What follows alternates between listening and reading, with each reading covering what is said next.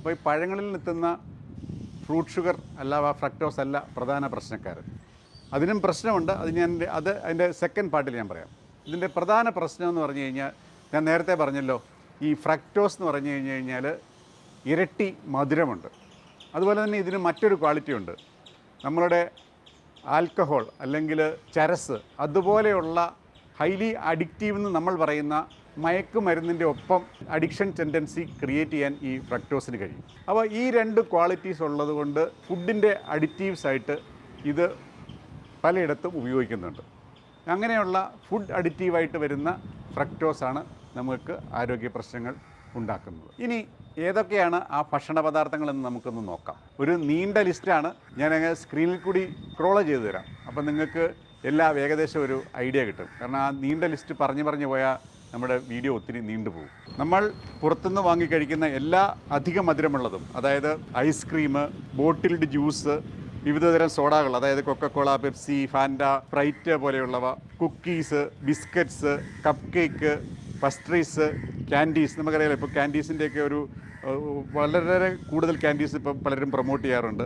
വിവിധതരം ജാമുകൾ, പിന്നെ നമ്മൾ നിരുപദ്രവകാരി എന്ന് വിചാരിക്കുന്ന ബ്രെഡ്.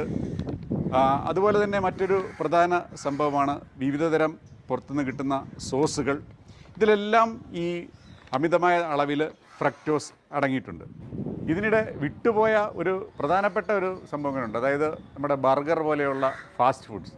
ഈ ഫാസ്റ്റ് ഫുഡിലെല്ലാം അമിതമായ അളവിൽ ഈ ഫ്രക്ടോസ് അടങ്ങിയിട്ടുണ്ട്.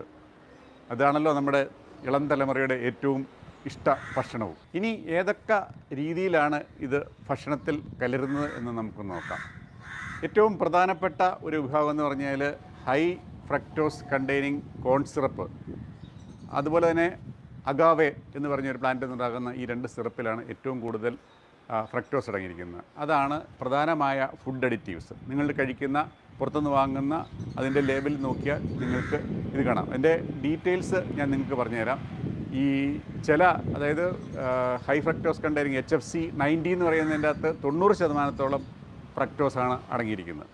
ഇതാണ് പ്രധാനമായും നമ്മളിലേക്ക് ഫ്രക്ടോസ് എത്തിക്കുന്ന അപകടകാരിയായ ഫുഡ് അഡിറ്റീവ്സ്.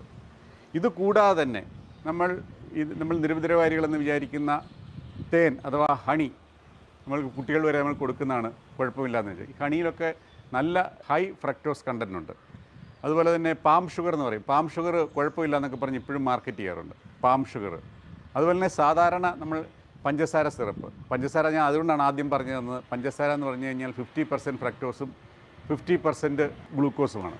പിന്നെ ഇത് കൂടാതെ മൊളാസസ്, അങ്ങനെയൊക്കെ നിരവധി പേരിൽ ഈ high fructose containing food additives നമ്മുടെ ഇടയിൽ വിറ്റഴിക്കപ്പെടുന്നുണ്ട്. ഹൈ ഫ്രക്ടോസ് കോൺ സിറപ്പിനെ കുറിച്ച് ഒരു വാക്ക്. അത് നമ്മുടെ സാധാരണ മെയ്സ് പൊടി അല്ലെ കോണ്, അത് പ്യൂരിഫൈ ചെയ്തെടുത്തിട്ട് അതിനെ എൻസൈം ഉപയോഗിച്ച് അതിൻ്റെ അകത്തെ ഗ്ലൂക്കോസ് ഫ്രക്ടോസ് ആക്കി മാറ്റിയാണ് ഈ ഹൈ ഫ്രക്ടോസ് കണ്ടെയ്നിങ് കോൺ സിറപ്പ് ഉണ്ടാക്കുന്നത്. അതിൻ്റെ അപകടങ്ങൾ ഇതുപോലെ ഞാൻ പറഞ്ഞ ഇതിലും ഇവരിത് ആഡ് ചെയ്യുന്നുണ്ട്. പക്ഷേ ആൾക്കാരുടെ വിചാരം ഇതൊരു ഫ്രക്ടോസ്, ഫ്രൂട്ടിൽ നിന്ന് വരുന്ന ഫ്രക്ടോസ് അല്ലേ, കുഴപ്പമില്ലല്ലോ എന്ന് മാത്രമാണ്. ഇതുവരെ കേട്ട് കഴിഞ്ഞവർക്ക് ഒരു കാര്യം മനസ്സിലായി കാണുമായിരിക്കും. എന്തുകൊണ്ടാണ് നമ്മളുടെ യങ് ജനറേഷനിൽ വളരെയധികം ഫാറ്റി ലിവറുള്ളത്, പൊണ്ണത്തടിയുള്ളത്, ഏർലി ബ്ലഡ് പ്രഷർ കൂടുന്ന അസുഖം വരുന്നത്, ഹൃദ്രോഗം വരുന്നത്, ക്യാൻസർ ഉണ്ടാകുന്നത് എന്നിവയെല്ലാം. കൂടുതൽ എക്സ്പ്ലനേഷൻ ഇനി അതിനാവശ്യമില്ലല്ലോ. ഈ ടോപ്പിക്ക് പൂർണ്ണമാണെങ്കിൽ നമ്മുടെ ഇന്ദുവിൻ്റെ മോൻ്റെ സംശയം കൂടി തീർക്കണമല്ലോ. അതായത് പഴവർഗ്ഗങ്ങൾ കഴിച്ചാൽ അതിലെ ഫ്രക്ടോസ് നമുക്ക് അപകടകാരിയാണോ? പഴവർഗ്ഗങ്ങൾ അതിലെ ഫ്രക്ടോസിനോടൊപ്പം പല ഗുണഫലങ്ങളും നൽകുന്ന ഒരു ഭക്ഷണ പദാർത്ഥമാണ്. അതിനാൽ പഴങ്ങൾ നമുക്ക് കഴിക്കാം. എന്നാൽ ഒരു കാര്യം പ്രത്യേകം ശ്രദ്ധിക്കുക. പഴങ്ങൾ പ്രകൃതി നമുക്ക് എങ്ങനെ തന്നിരിക്കുന്നോ അതേ രീതിയിൽ വേണം നിങ്ങൾ പഴങ്ങൾ കഴിക്കാൻ. അതായത് മുഴുവൻ പഴവും കഴിക്കണം. അതായത് അതിനെ ജ്യൂസ് അടിച്ചോ ഷെയ്ക്കാക്കിയോ സ്മൂത്തി ആക്കിയോ ഒക്കെ കുടിച്ചാൽ ഈ പറഞ്ഞതുപോലെ ഗുണത്താക്കളേറെ ദോഷമാണ് നിങ്ങൾക്ക് നൽകുക. അതുപോലെ നമ്മുടെ ഇപ്പോഴത്തെ ഒരു ഫാഷനാണ് ഡ്രൈഡ് ആയിട്ടുള്ള ഫ്രൂട്ട്സ് വാങ്ങിച്ച് കഴിക്കുക.